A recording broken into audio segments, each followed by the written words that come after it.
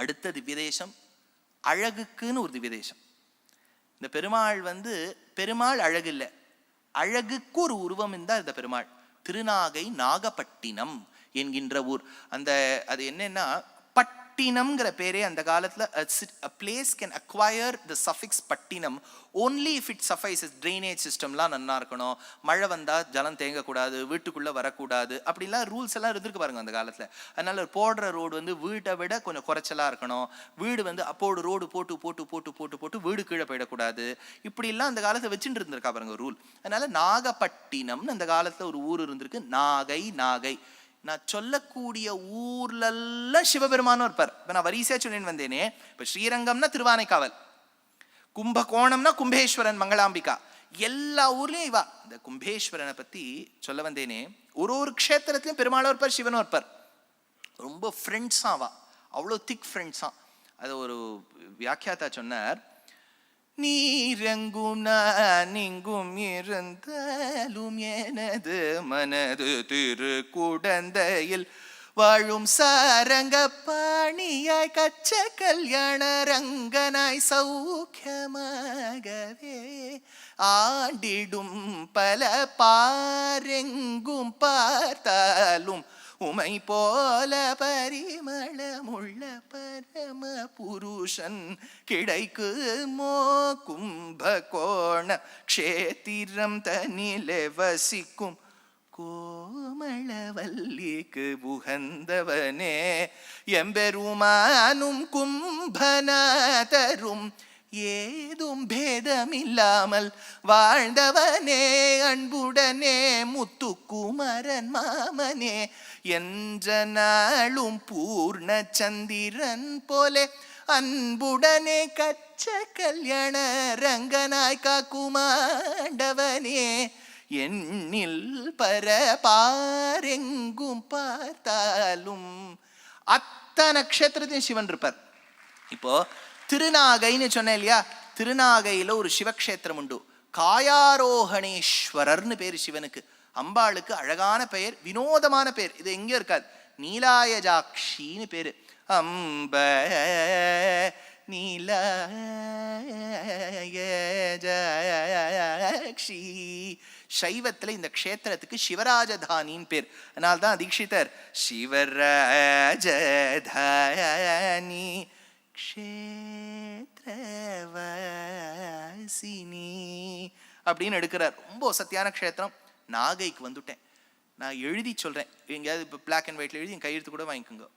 இந்த பகவானுடைய அழகுக்கு இன்னொருத்தர் ஈடாக மாட்டா. இந்த மாதிரி இன்னும் 2 க்ஷேத்திரத்தை சொல்லுவேன்.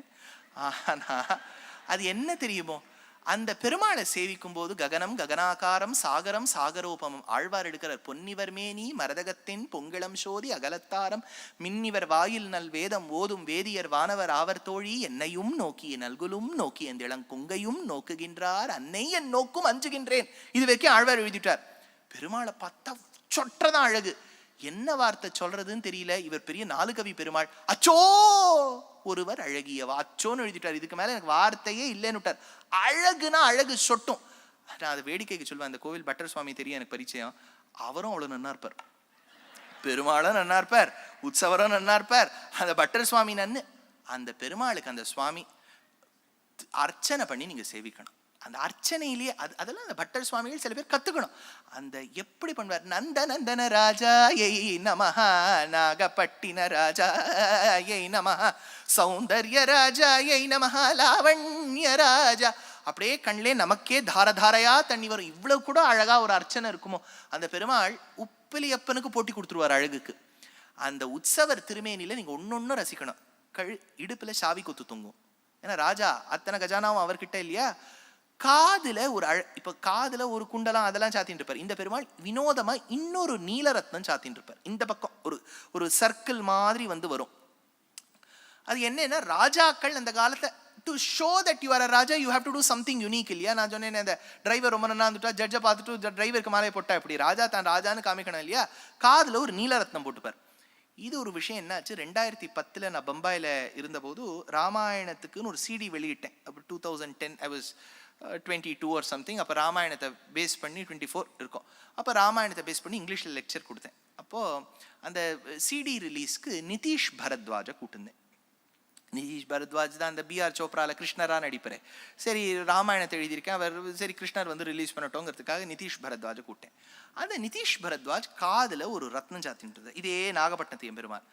அப்போ எனக்கு சட்டுன்னு தோணலை. அப்போ அவரை பார்த்து கேட்டேன், இது என்ன சுவாமி வினோதம்? இல்லை, நாங்கள்லாம் க்ஷத்ரியாள் பரம்பரையில் ஒரு பக்கமாக வரோம். அப்போ வரும்போது எங்கள் பரம்பரையில் ராஜா நிரூபணம் பண்ண இந்த ரத்னம் போட்டுக்கணும்னு. ஆஹா, இதை நம்ம நாகப்பட்டினத்தில் சேவிச்சிருக்கோமே. நந்தநந்தன ராஜாயை நமஹா, நாகப்பட்டின ராஜாயை நமஹா, சௌந்தர்யராஜன் பேர், அழகே வடிவெடுத்தவன். அதை தீட்சிதர் எடுக்கிறார். சௌந்தரராஜம்